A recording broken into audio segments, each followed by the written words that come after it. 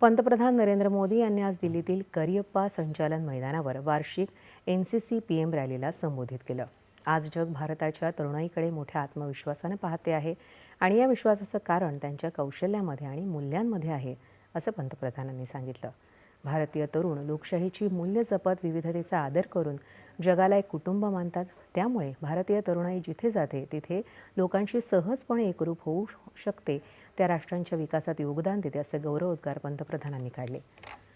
भारतीय तरुण केवळ मेहनतीनेच नाही तर उत्कृष्ट व्यावसायिक देखील आहेत. म्हणूनच त्यांना जगभरात मोठी मागणी आहे, असं ते म्हणाले.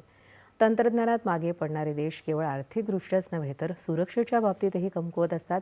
आज अनेक आघाड्यांवर लढाया लढल्या जात आहेत, असं सांगत आधुनिक युद्धात तरुणांच्या कौशल्यांची भूमिका लक्षणीयरित्या वाढली आहे, असं पंतप्रधानांनी सांगितलं. NCC रॅलीमध्ये महाराष्ट्राच्या कन्येनं आपल्या अद्वितीय कर्तृत्वाचा झेंडा फडकवला आहे.